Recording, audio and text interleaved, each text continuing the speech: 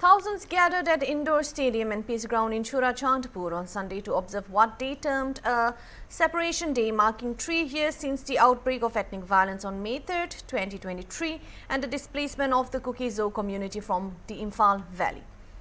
The observance was held at two venues, the multipurpose hall, peace ground under the aegis of Indigenous Tribal Leaders Forum, ITLF, and Martyrs Park, Phek, an organization by the Zomi Council.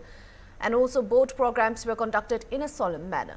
Highlights of the observance included mass prayers, speeches by leaders of In Peace and philanthropic organizations, and floral tributes to those who lost their lives.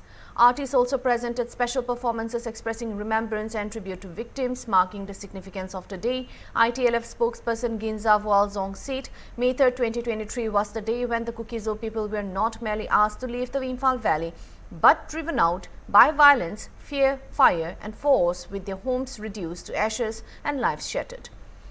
He stated that 3 years have passed since the Kuki-Zo community has been separated from the valley, adding that around 250 lives were lost in the conflict. He further claimed that more than 40,000 people were displaced, over 7,000 houses which were burnt or destroyed, and about 360 churches were damaged. Reiterating their political demand, Ginza said that while some politicians have joined the government, ITLF maintains that it does not wish to be part of the present arrangement. He added that peaceful coexistence would be possible only after demands are addressed, and noted that groups under suspension of operations are currently engaged in talks with centre, which outcomes still awaited. In the evening, a candlelight vigil was also held in Churachandpur by student groups to pay tribute to those who lost their lives in the violence. ITLF is organizing an event called a Separation Day to commemorate 3 years of separation from the Meitei community. On 3rd May 2023, the Kuki-Zo people were being separated by the Meitei community. We've been chased out from the Imphal Valley. So many of us have lost our life. About 250 people lost their life in this conflict. Around 40,000 people are displaced, and 7,000 houses were burned or damaged, and also about 360 places of worship have been destroyed or damaged in this conflict. So to mark this atrocity, to remember this atrocity, 3rd May has been declared as a separation day, and every year on the 3rd May we are organizing a separation day, not only by ITLF, also by other organizations like Kotu in Kangpopi and HTC in Murray. So today thousands of people gathered together here in this community hall at Peace Ground.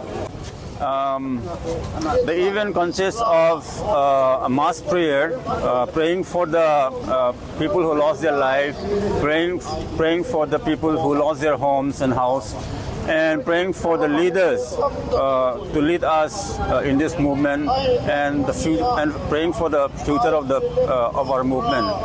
In spite of some politicians, for their personal gain, joining the popular government, ITLF and other organizations are true to our demand, which is a separate administration from the Meitei government. So our demand, which is a separate administration with UT, still remains the same. So ITLF is standing firm with the people in this regards. So today, all tribe leaders have come together. They're giving speech at the moment in the hall, and they are giving speech in relation to our movement, and also religious leaders are praying for the future of our people. So talks has been, as far as our demands are concerned, talks has been going on with the Ministry of Home Affairs.